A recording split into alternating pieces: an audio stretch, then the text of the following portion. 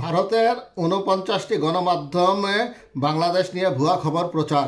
Rumour স্ক্যানের প্রতিবেদন। চলতি বছরের জুনে হাইকোর্টের রায়ে ২০১৮ সালের কোটা বাতিল সংক্রান্ত প্রজ্ঞাপন অবৈধ ঘোষণা করার পর বাংলাদেশের রাজনৈতিক অস্থিরতা চরমে পৌঁছায়। এই রায়ের পর কোটা সংস্কার দাবিতে দেশব্যাপী ছাত্র আন্দোলন ছড়িয়ে পড়ে। আন্দোলনে সরকার বাধা দিলে তা সংঘাত ও সহিংসতায় রূপ নেয়। এতে বহু প্রাণহানির ঘটনা ঘটে। শেষ পর্যন্ত আন্দোলন সরকার পতনের এক দফা দাবিতে রূপ নেয়। এরই ফলস্বরূপ ৫ই আগস্ট গণ আন্দোলনের মধ্যে প্রধানমন্ত্রীর পদ থেকে ক্ষমতাচ্যুত হয়ে ভারতে আশ্রয় নেন শেখ হাসিনা, যার মাধ্যমে আওয়ামী লীগ সরকারের দীর্ঘ ১৫ বছরের শাসনামলের অবসান হয়।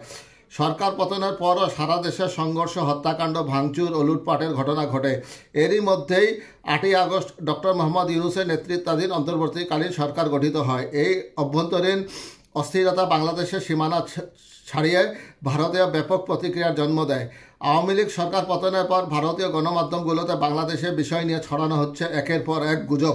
রিউমার স্ক্যানার টিমের অনুসন্ধানে রাষ্ট্র ক্ষমতার পট পরিবর্তনের পর ১২ই আগস্ট থেকে ৫ই ডিসেম্বর পর্যন্ত ভারতীয় গণমাধ্যমে প্রচারিত অন্তত ১৩টি ভুয়া খবর পাওয়া গেছে।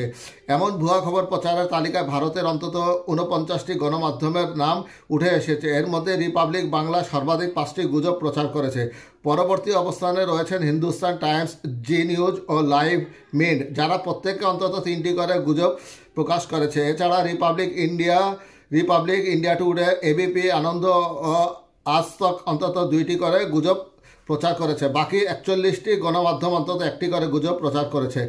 এসব গুজবের মধ্যে ছিল শেখ হাসিনার পদত্যাগের পর তার নামে ভুয়া খোলা চিঠি, মুসলিম ব্যক্তির নিখোঁজ পুত্রের সন্ধানে মানববন্ধন করার ভিডিওকে হিন্দু ব্যক্তির দাবিতে প্রচার, ডক্টর মোহাম্মদ ইউনূস আইসিইউতে ভর্তি হওয়ার গুজব, ভুয়া খবর, বাংলাদেশে নিষিদ্ধ জঙ্গি সংগঠনগুলোর উপর নিষেধাজ্ঞা তুলে নেওয়ার ভিত্তিহীন দাবি, ট্রাম্পের বিজয়ের পর ডক্টর ইউনূস ফ্রান্সে পালিয়ে যাওয়ার ভুয়া দাবি, পাকিস্তানি জাহাজের মাধ্যমে অস্ত্র আনার মিথ্যা দাবি, নিহত আইনজীবী সাইফুল ইসলামকে চিন্ময় কৃষ্ণের আইনজীবী হিসেবে প্রচার, বাংলাদেশে ভারতীয় চ্যানেল বন্ধ হওয়ার গুজব, বাংলাদেশে মুসলিমদের হামলায় হিন্দু মন্দিরে প্রতিমা ভাঙচুরের দাবিতে ভারতের প্রতিমা বিসর্জনের ভিডিও প্রচার হয়, শ্যামলী পরিবহনের বাসে হামলার মিথ্যা তথ্য, চিন্ময় কৃষ্ণের আইনজীবীর উপর হামলার ভুয়া দাবি এবং বাংলাদেশে জঙ্গি হামলা হতে পারে জানিয়ে যুক্তরাজ্য ভ্রমণ সতর্কতা জারির বিভ্রান্তিকর খবর। ৫ই আগস্ট ক্ষমতাচ্যুত হয়ে ভারতে আশ্রয় নেওয়ার পর শেখ হাসিনা দিল্লি থেকে জনগণের উদ্দেশ্যে একটি খোলা চিঠি দিয়েছেন এবং ওই চিঠিতে তার ক্ষমতাচ্যুত হওয়ার জন্য যুক্তরাষ্ট্রকে দায়ী করেছেন দাবিতে ভারতীয় গণমাধ্যমে একটি তথ্য ছড়িয়ে পড়ে। তবে জানা যায় শেখ হাসিনা এমন কোনো চিঠি দেননি। রিউমার স্ক্যানের অনুসন্ধানে উঠে আসে এই চিঠিটি প্রথমে ফেসবুকে ছড়িয়ে পড়ে এবং পরবর্তীতে ভারতের আগরতলা ভিত্তিক দৈনিক ত্রিপুরা ভবিষ্যৎ পত্রিকার প্রিন্ট সংস্করণে তারিখ সহ প্রকাশিত হয়। এরপর ওই পত্রিকার স্ক্রিনশটটি সামাজিক যোগাযোগ মাধ্যমে ব্যাপকভাবে শেয়ার হতে থাকে এবং পরবর্তীতে ভারতের ও বাংলাদেশের কয়েকটি গণমাধ্যমে এটি প্রচারিত হয়। ৫ই আগস্টের পর ভারতের বিভিন্ন মাধ্যমে একটি ভিডিও ছড়িয়ে পড়ে যেখানে দাবি করা হয় একজন হিন্দু ব্যক্তি তার নিখোঁজ পুত্রের সন্ধান দাবিতে মানববন্ধন করছেন। তবে রিউমার স্ক্যানের অনুসন্ধানে জানা যায় ওই ব্যক্তি আসলে মুসলিম এবং তার নাম বাবুল হাওলাদার। ২০১৩ সালে নিখোঁজ হওয়া ছেলের অনুসন্ধানে মানববন্ধন করেছেন তিনি।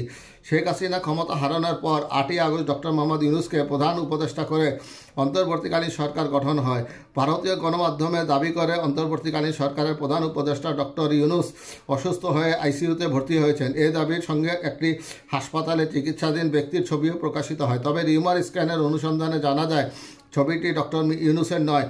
ছবিটি সাম্প্রতিক সময়ের কিংবা বাংলাদেশেরও কোনো ছবি নয়। প্রকৃতপক্ষে ডক্টর মোহাম্মদ ইউনূস সুস্থ রয়েছেন। বাংলাদেশের রাজনৈতিক পট পরিবর্তনের পর বাংলাদেশে বেশ কিছু নিষিদ্ধ জঙ্গি সংগঠনের উপর থেকে নিষেধাজ্ঞা তুলে নেওয়া হয়েছে বলে দাবি করে ভারতীয় গণমাধ্যম। তবে রিউমার স্ক্যানার টিমের অনুসন্ধানে এই দাবির কোনো সত্যতা পাওয়া যায়নি।